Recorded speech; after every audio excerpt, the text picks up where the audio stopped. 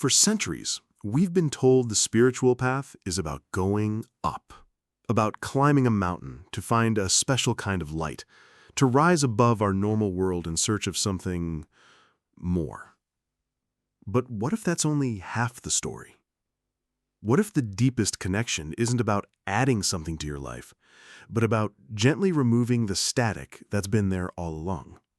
The mental noise, the constant worry, the voice in your head that acts like a filter, blocking you from the beauty of your own existence. This leads to one powerful question.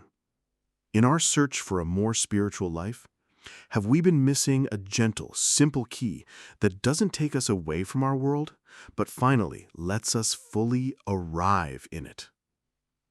By the end of this, you won't just see this idea differently. You'll see your entire reality differently. We're going to end right where we began, in the ordinary. But you'll hear it. You'll feel it in a way you likely never have before.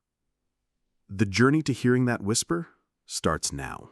A new way to see an old tool. Okay, let's get the big question out of the way.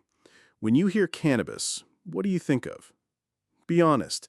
For most people, it's a classic image. Maybe getting stuck on the couch.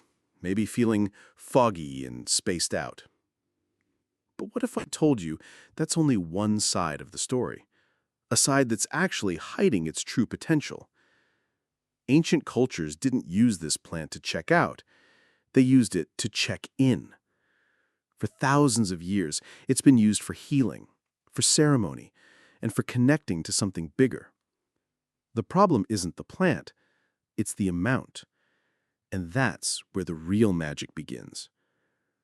Microdosing has nothing to do with getting high. Nothing.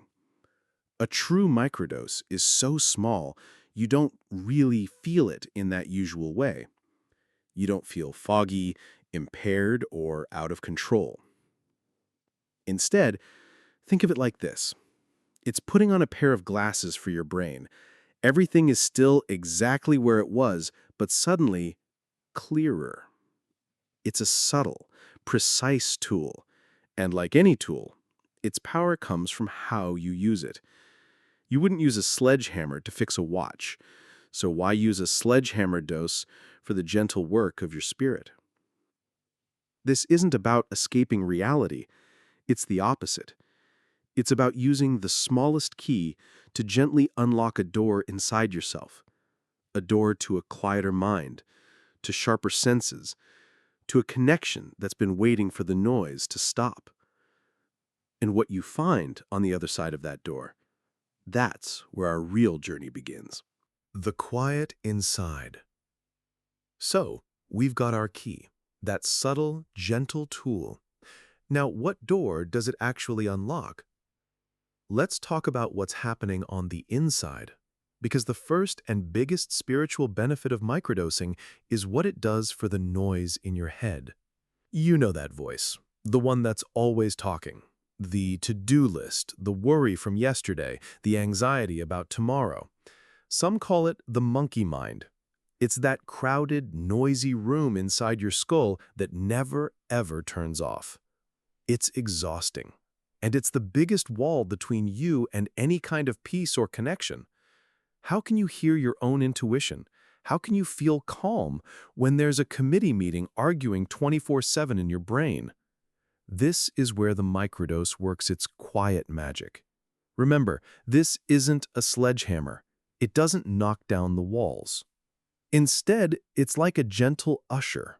It walks in and doesn't shout. It simply turns down the volume on that chaotic committee. It invites the loudest, most anxious voices to just take a seat, to relax.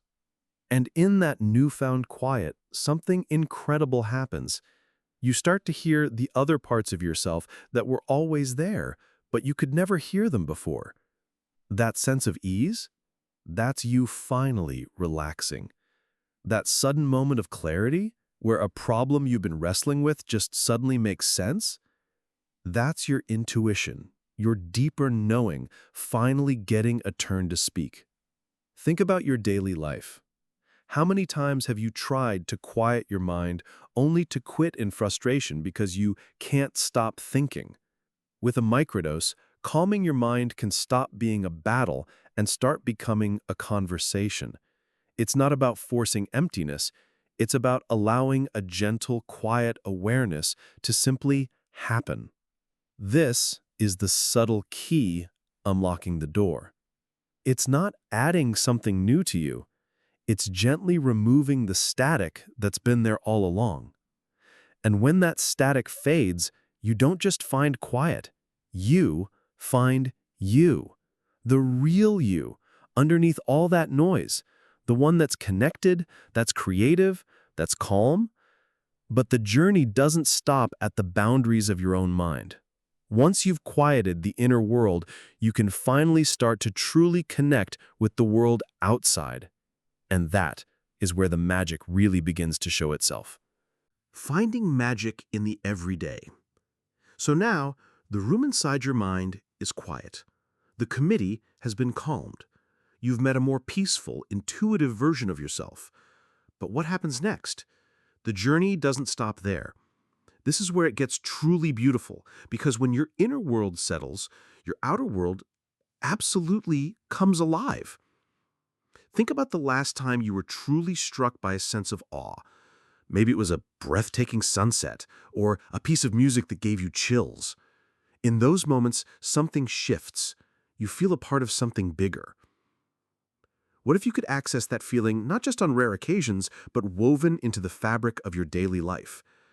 This is the next profound spiritual benefit of microdosing. It softens the barrier between you and the experience of being alive. It turns up the dial on your senses and your sense of wonder. Remember that pair of glasses analogy. This is where it pays off. That first sip of coffee in the morning, you truly taste it. You feel the warmth of the mug in your hands, and it feels like a gentle moment of peace. A walk in the park isn't just exercise. The green of the leaves is more vibrant. You notice the intricate pattern of bark on a tree, and you feel a genuine, deep sense of connection to that living thing. You're not just in nature, you are a part of nature. Your sense of self softly expands to include the world around you. This is the opposite of escaping reality. This is connecting with it on a deeper level. The spiritual seeker isn't trying to leave this world behind. They're trying to experience it in its truest, most amazing form. The microdose doesn't create the beauty. The beauty was always there. It just gently removes the filter of habit and distraction that was keeping you from seeing it. It transforms the ordinary into something special. Washing dishes can become a practice in mindfulness. Listening to a friend can become an exercise in deep empathy, where you're truly hearing them. This is the gentle key unlocking a sense of awe that was waiting right there in your living room, in your backyard, in your morning routine. But this leads us to the most important question of all. You've had this beautiful, connected experience. So what? What happens when the subtle effects wear off? Do you just lose it? Or is there a way to make this feeling stick? That is the final piece of the puzzle, and it's the difference between just having a spiritual experience and actually building a spiritual life. Making it last. So now you've seen it. You've felt the quiet mind. You've experienced the awe in the ordinary. It's real. And that leads to the most important question. Is this just a temporary escape? Or is there a way to make it last? This right here is the entire point. The difference between just having a spiritual experience and actually building a spiritual life. The microdose isn't the teacher. Let me say that again. The plant is not the teacher. It is the key, and the key's only job is to unlock the door. What's on the other side of that door? It's you, your own inner wisdom, your patience, your creativity. That was always there, just hidden behind the noise. The microdose gives you a clear glimpse of that best version of yourself. It lets you practice being that person. Think of it like training wheels on a bike. The training wheels aren't the point. The point is to learn the feeling of balance so deeply that eventually you don't need them anymore. This is what integration looks like in real life. It's that moment of profound patience you felt. Your kid is testing your limits, and instead of snapping, you take a deep breath and respond with calm. That's integration. It's that spark of creative insight you had. Integration is sitting down the next day and actually working on it. It's the deep sense of connection you felt on your walk. Integration is putting your phone away during dinner and truly connecting with your family because you remember how good that true connection felt. This is the ultimate spiritual benefit. You use the key to open the door. You learn the lay of the land, and you start to bring those treasures back into your everyday world. You are not borrowing a state of being. You are building it. The goal was never to live in a permanently altered state. The goal was to let that state alter how you live, permanently. And when you do that, you complete the circle. You realize that the whisper you were trying to hear wasn't coming from the plant at all. It was always coming from you, from the start. We began with a question of going up, of climbing a mountain to find something more. Now you know the truth. The most profound spiritual connection isn't about climbing up and away from your life.